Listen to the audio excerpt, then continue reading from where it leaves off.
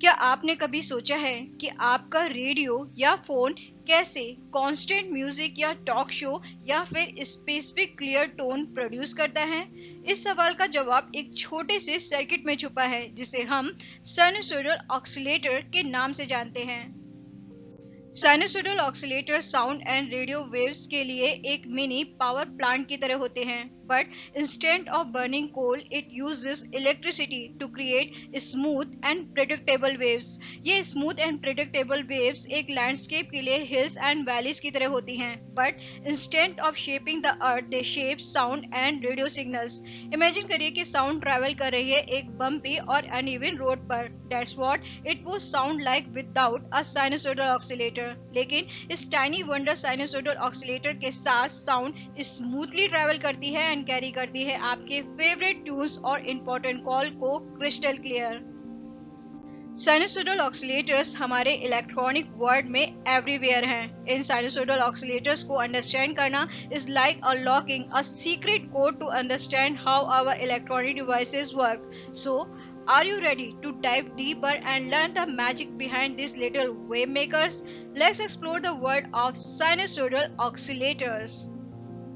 नमस्कार, स्वागत है आप सभी का वर्सिटा इलेक्ट्रॉनिक साइंस के इस लर्निंग प्लेटफॉर्म पर इलेक्ट्रॉनिक साइंस पॉडकास्ट के आज के इस एपिसोड नंबर 14 में। तो चलिए अपने इमेजिनेशन की खिड़कियों को खोलिए, आवाज के साथ रहिए, सुनिए और समझिए उस इंटरेस्टिंग थ्योरी को जो है about the topic the world of sinusoidal oscillators. OXCILLATOR oscillator. Oscillator एक इलेक्ट्रॉनिक डिवाइस है। ये इलेक्ट्रॉनिक डिवाइस एक ऐसे एनर्जी का सोर्स होता है जिसकी एक स्पेसिफिक फ्रीक्वेंसी होती है। इस स्पेसिफिक फ्रीक्वेंसी के रेंज फ्यू हर्ट्ज से लेकर सेवरल मेगाहर्ट्ज तक हो सकती है। ऑक्सीलेटर का यूज रेडार में, इलेक्ट्रॉनिक कंप्यूटर्स में एंड अदर इलेक्ट्रॉनिक डिवाइसेस में होता है। रेडियो एंड टेलीविजन रिसीवर जहां ऑक्सीलेटर का यूज किया जाता है, हाई फ्रीक्वेंसी वेव्स जिन्हें कैरियर वेव्स कहते हैं, उन वेव्स को जनरेट करने के लिए ट्यूनिंग स्टेजेस में oscillators sinusoidal and non sinusoidal दोनों ही टाइप्स के वेव्स को प्रोड्यूस कर सकते हैं। Sinusoidal like sine and cos waves and non sinusoidal like square waves. Oscillator as positive feedback amplifier. हम जानते हैं कि नेगेटिव फीडबैक से एम्पलीफायर सर्किट की परफॉर्मेंस इंप्रूव होती है, लेकिन अगर हम चाहते हैं कि हमारा एम्पलीफायर ऑसिलेटर की तरह वर्क करे तो हमें एम्पलीफायर सर्किट में प्रॉपर अमाउंट के पॉजिटिव फीडबैक को अप्लाई करने की नीड होती है। इसलिए हम ऑसिलेटर को सिंपली पॉजिटिव फीडबैक एम्पलीफायर भी कहते हैं। ऑसिलेटर का सर्किट किसी भी डिजायर फ्रीक्वेंसी के ऑसिलेशन को कंटिन्यूअस प्रोड्यूस करता है, वो भी बिना किसी एक्सटर्नल सिग्नल सोर्स के, सिर्फ एक इनपुट डीसी पावर सप्लाई के साथ। ऑसिलेटर सर्किट की फ्रीक्वेंसी ऑफ ऑसिलेशन को डिटरमाइन किया जाता है ऑसिलेटर सर्किट के कंपोनेंट से। Sinusoidal oscillator. साइनसॉइडल ऑसिलेटर ये भी एक इलेक्ट्रॉनिक डिवाइस है। इलेक्ट्रॉनिक डिवाइस जो डिजायर फ्रीक्वेंसी के साइनसॉइडल ऑसिलेशंस को जनरेट करता है, वो भी बिना किसी एक्सटर्नल सिग्नल सोर्स के, सिर्फ इनपुट डीसी पावर सप्लाई के साथ। ऑसिलेटर बेसिकली एक पॉजिटिव फीडबैक एम्पलीफायर है जो खुद के इनपुट सिग्नल को प्रोवाइड करता है फीडबैक सर्किट के थ्रू। इस ऑसिलेटर की ऑसिलेशन फ्रीक्वेंसी को डिटरमाइन किया जाता है ऑसिलेटर सर्किट के कंपोनेंट से। हालांकि ये कहा जाता है कि ऑसिलेटर फ्रीक्वेंसी को जनरेट करता है, लेकिन इसका मतलब ये बिल्कुल भी नहीं है कि ऑसिलेटर एनर्जी को क्रिएट करता है, बल्कि ऑसिलेटर एनर्जी कन्वर्टर की तरह ऐड करता है। ये डीसी एनर्जी को रिसीव करता है और उसे डिजायर फ्रीक्वेंसी की एसी एनर्जी में कन्वर्ट कर देता है। ऑसिलेटर के ऑसिलेशन की फ्रीक्वेंसी ऑसिलेटर डिवाइस के कांस्टेंट पर डिपेंड करती है। ALTERNATOR alternator versus oscillator.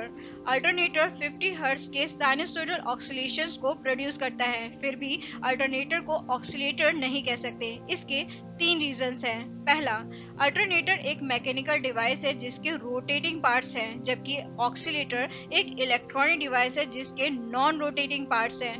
दूसरा, अल्टरनेटर मैकेनिकल एनर्जी को एसी एनर्जी में कन्वर्ट करता है, जबकि ऑसिलेटर डीसी एनर्जी को एसी एनर्जी में कन्वर्ट करता है। तीसरा, अल्टरनेटर हाई फ्रीक्वेंसी ऑसिलेशंस को प्रोड्यूस नहीं कर सकता, जबकि ऑसिलेटर हाई फ्रीक्वेंसी ऑसिलेशंस को प्रोड्यूस कर सकता है। हाई फ्रीक्वेंसी ऑसिलेशंस जिसकी फ्रीक्वेंसी रेंज फ्यू हर्ट्ज से लेकर सेवरल मेगाहर्ट्ज तक हो सकती है। Advantages of electronic oscillators. Electronic oscillators के क्या फायदे हो सकते हैं, आइए पूरे कंसंट्रेशन के साथ सुनते हैं और समझने की कोशिश करते हैं। हालांकि मैकेनिकल डिवाइसेस लाइक अल्टरनेटर से भी ऑक्सीलेशंस को प्रोड्यूस किया जा सकता है, लेकिन इलेक्ट्रॉनिक ऑक्सीलेटर्स की बात ही कुछ अलग होती है अपने एडवांटेजेस की वजह से। एडवांटेज नंबर 1, इलेक्ट्रॉनिक ऑक्सीलेटर एक नॉन रोटेटिंग डिवाइस है जिसकी वजह से इसमें लिटिल वियर एंड टेयर होते हैं, इसलिए इलेक्ट्रॉनिक ऑक्सीलेटर डिवाइस की लाइफ अल्टरनेटर यानी कि मैकेनिकल डिवाइस के कंपैरिजन में लॉन्गर यानी कि लंबी होती है। एडवांटेज नंबर 2, इलेक्ट्रॉनिक ऑक्सीलेटर में मूविंग पार्ट्स के न होने की वजह से इलेक्ट्रॉनिक ऑक्सीलेटर का ऑपरेशन क्वाइट साइलेंट मोड में होता है compare to alternator means mechanical device. Advantage number 3, electronic oscillators small frequency waves से लेकर एक्सट्रीमली हाई फ्रीक्वेंसी वेव्स तक प्रोड्यूस कर सकते हैं मींस 20 हर्ट्ज फ्रीक्वेंसी वेव्स से लेकर ग्रेटर देन 100 मेगाहर्ट्ज तक की फ्रीक्वेंसी वेव्स को प्रोड्यूस कर सकते हैं। एडवांटेज नंबर 4, इलेक्ट्रॉनिक ऑक्सीलेटर की ऑक्सीलेशन फ्रीक्वेंसी को इजीली चेंज किया जा सकता है जब भी रिक्वायरमेंट या नीड हो। एडवांटेज नंबर 5, इलेक्ट्रॉनिक ऑक्सीलेटर की फ्रीक्वेंसी स्टेबिलिटी अच्छी होती है। एक बार ऑक्सीलेशन फ्रीक्वेंसी सेट होने पर फ्रीक्वेंसी कांस्टेंट रहती है for considerable period of time के लिए। एडवांटेज नंबर 6, इलेक्ट्रॉनिक ऑक्सीलेटर की एफिशिएंसी भी बहुत हाई होती है। Types of sinusoidal electrical oscillation. Sinusoidal electrical oscillation के दो टाइप्स हो सकते हैं। Number 1, damped oscillations, number 2, undamped oscillations. Damped oscillation की बात करें तो डैम्प्ड ऑक्सीलेशंस वो इलेक्ट्रिकल ऑक्सीलेशंस होते हैं जिनका एम्पलीट्यूड टाइम के साथ साथ डिक्रीज होता है।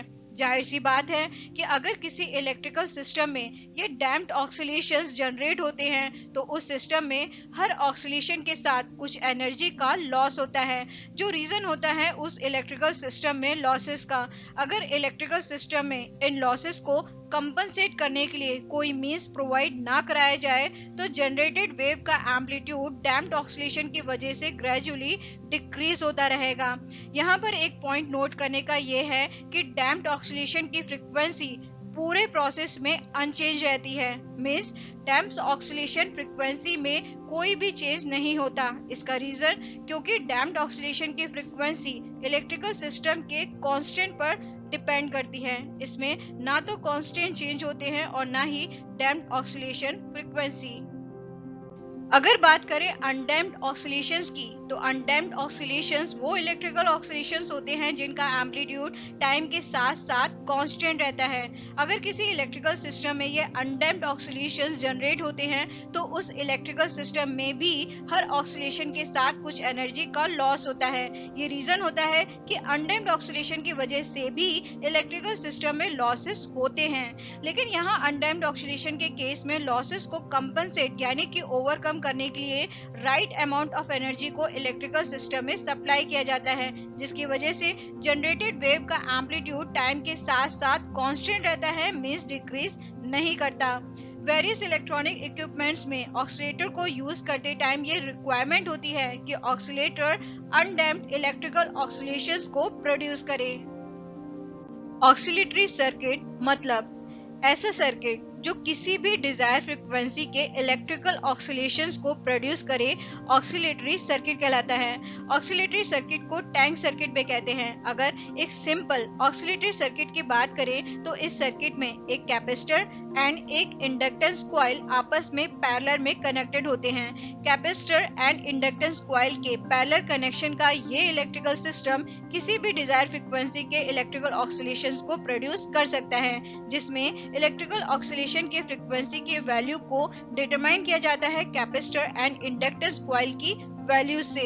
इलेक्ट्रिकल सिस्टम में जब कैपेसिटर सीक्वेंस में चार्ज एंड डिस्चार्ज होते हैं तो इसका रिजल्ट होता है इलेक्ट्रॉन्स का alternating motion means oscillating current. जो एनर्जी होती है वो अल्टरनेटिवली स्टोर होती है कैपेसिटर के इलेक्ट्रिकल फील्ड में एंड इंडक्टेंस कॉइल के मैग्नेटिक फील्ड में। इंडक्टेंस कॉइल एंड कैपेसिटर के बीच जब एनर्जी का repeated over and again interchange होता है तो इसकी वजह से ऑक्सीलेशन का प्रोडक्शन होता है।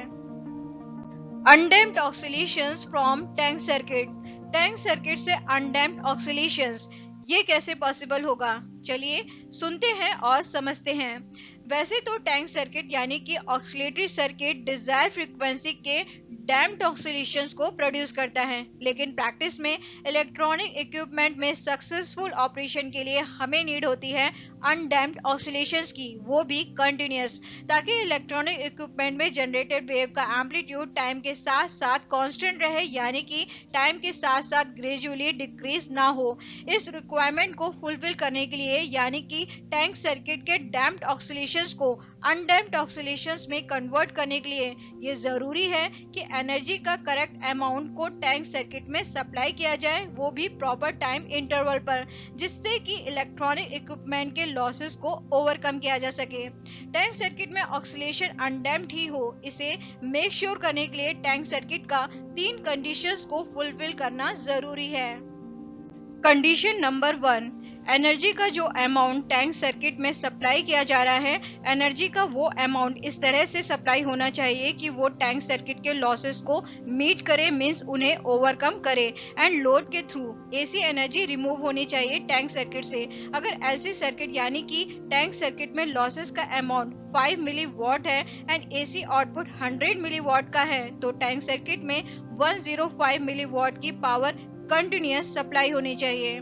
कंडीशन नंबर 2, टैंक सर्किट में ऑक्सीलेशन की फ्रीक्वेंसी एंड अप्लाई एनर्जी की फ्रीक्वेंसी दोनों फ्रीक्वेंसी सेम होनी चाहिए। कंडीशन नंबर 3, टैंक सर्किट में अप्लाई एनर्जी टैंक सर्किट के ऑक्सीलेशन सेटअप के इन फेज में होनी चाहिए, वो इसलिए ताकि apply energy tank circuit oscillation में ऐड हो सके। अगर ऑक्सीलेटरी सर्किट यानी कि टैंक सर्किट यानी कि एलसी सर्किट इन तीनों कंडीशंस को फुलफिल करता है, तो वो अनडैम्प्ड ऑक्सीलेशंस को कंटिन्यूअस प्रोड्यूस करेगा। Different types of oscillator. Oscillator के कितने टाइप्स हो सकते हैं, चलिए सुनते सुनते फाइंड आउट करते हैं।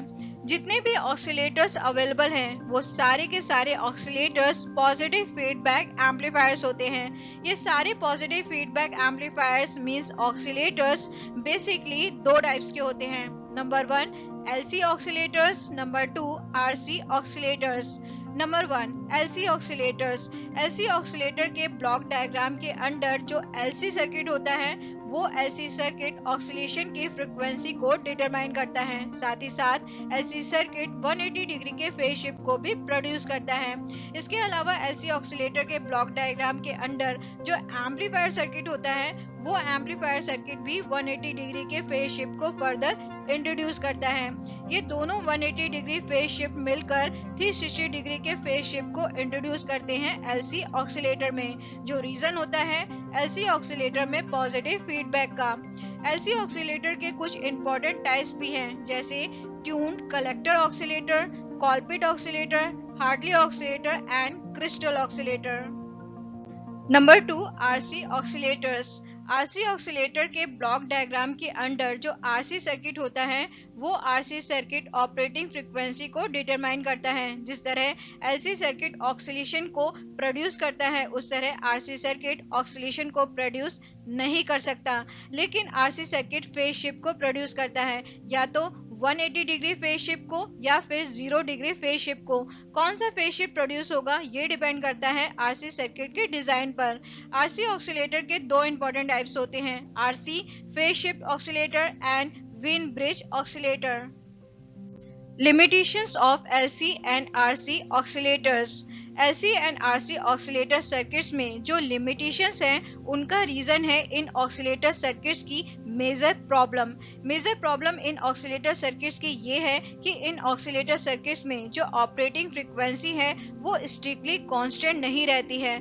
ऑपरेटिंग फ्रीक्वेंसी के स्ट्रिक्टली कांस्टेंट ना रहने के पीछे 2 प्रिंसिपल रीजंस हैं। Principal reason number 1, LC and RC oscillator circuits जैसे जैसे ऑपरेट करते हैं, वैसे वैसे ये वार्म अप हो जाते हैं। टेम्परेचर चेंज होने की वजह से सर्किट्स के अंदर जो रजिस्टर्स एंड इंडक्टर्स होते हैं, जो फ्रीक्वेंसी डिटरमाइनिंग फैक्टर्स हैं, उनकी वैल्यूज चेंज हो जाती है, जो कॉज होता है मींस रीजन होता है चेंज इन ऑक्सीलेटर फ्रीक्वेंसी का। प्रिंसिपल रीजन नंबर 2, अगर फीडबैक नेटवर्क में कोई भी कंपोनेंट चेंज होता है, तो ये रीजन होता है ऑक्सीलेटर की ऑपरेटिंग फ्रीक्वेंसी के शिफ्ट होने का। Piezoelectric crystal. LC and RC oscillators की ये जो मेजर प्रॉब्लम है, major problem means operating frequency strictly constant नहीं रहती है। इस मेजर प्रॉब्लम को रिजॉल्व करने के लिए यानी कि दूर करने के लिए ऑक्सीलेटर सर्किट में यूज किया जाता है पीजियो इलेक्ट्रिक क्रिस्टल। कैसे? ध्यान से सुनते हैं और समझते हैं। ऑक्सीलेटर सर्किट्स में ऑपरेटिंग फ्रीक्वेंसी को स्ट्रिक्टली कांस्टेंट रखने के लिए LC एंड RC सर्किट्स की जगह जिस स्पेशल रिसोर्स को यूज किया जाता है वो रिसोर्स है piezo electric crystal. Piezo electric crystal से बनने वाले ऑक्सीलेटर को क्रिस्टल ऑक्सीलेटर कहते हैं। इस क्रिस्टल ऑक्सीलेटर में temperature changes and other changes की वजह से इसकी ऑपरेटिंग फ्रीक्वेंसी में जो चेंज आता है वो लेस देन 0.1% होता है। इसलिए अगर ये कहा जाए कि क्रिस्टल ऑक्सीलेटर फ्रीक्वेंसी को स्टेबलाइज करने का मोस्ट सेटिस्फैक्टरी मेथड प्रोवाइड करता है तो ये गलत नहीं होगा। क्रिस्टल ऑक्सीलेटर को इलेक्ट्रॉनिक एप्लीकेशंस की ग्रेट मेजॉरिटी में यूज किया जाता है। Crystalline materials. क्रिस्टलाइन मटेरियल्स जिसके नंबर ऑफ टाइप्स हैं, लेकिन उन नंबर ऑफ टाइप्स में क्वार्ट्ज क्रिस्टल सबसे ज्यादा यूज किया जाता है। ऐसा क्यों? आइए समझते हैं। क्रिस्टलाइन मटेरियल्स जैसे रोचेल सॉल्ट है, क्वार्ट्ज है, टर्मलिन है, इन क्रिस्टलाइन मटेरियल्स के अंदर पीजियो इलेक्ट्रिक इफेक्ट एग्जिबिट करता है। जब इन क्रिस्टलाइन मटेरियल्स के अक्रॉस AC वोल्टेज को अप्लाई करते हैं तो ये क्रिस्टलाइन मटेरियल्स वाइब्रेट करते हैं उस फ्रीक्वेंसी पर जो अप्लाइड वोल्टेज की फ्रीक्वेंसी होती है। इसके अलावा जब इन क्रिस्टलाइन मटेरियल्स को कंप्रेस किया जाता है या फिर मैकेनिकल स्ट्रेन के अंदर प्लेस किया जाता है ताकि ये वाइब्रेट करें तो इन क्रिस्टलाइन मटेरियल्स के वाइब्रेशन से AC वोल्टेज प्रोड्यूस होता है। इन क्रिस्टलाइन मटेरियल्स में क्वार्ट्ज क्रिस्टल सबसे ज्यादा कॉमनली यूज क्रिस्टल है। ऐसा क्यों? ऐसा इसलिए क्योंकि ये क्वार्ट्ज क्रिस्टल इनएक्सपेंसिव यानी कि सस्ता होता है एंड रीडली अवेलेबल है नेचर में यानी कि नेचर में आसानी से अवेलेबल है। इसके अलावा इन क्वार्ट्ज क्रिस्टल की मैकेनिकल स्ट्रेंथ ग्रेट है एंड इसके अलावा इनका मैन्युफैक्चर भी सिंपल होता है। क्वार्ट्ज क्रिस्टल की नेचुरल शेप हेक्सागोनल होती है। तो ये थी कुछ important and interesting information about the topic the world of sinusoidal oscillators. आज का ये एपिसोड अगर आपको अच्छा लगा है तो इसे लाइक करिए, शेयर करिए, वर्सेटाइल इलेक्ट्रॉनिक साइंस के इस यूट्यूब चैनल को सब्सक्राइब करिए और साथ में बेल आइकन को प्रेस करना जरूर याद रखिए ताकि आने वाले एपिसोड्स के नोटिफिकेशंस आपको टाइम पर मिलते रहें। इस एपिसोड में इतना ही, मिलते हैं नेक्स्ट एपिसोड में एक नए टॉपिक के साथ। तब तक के लिए आप अपना ख्याल रखिए और साथ में इलेक्ट्रॉनिक साइंस से रिलेटेड कुछ ना कुछ सुनते रहिए और सीखते रहिए। शुक्रिया।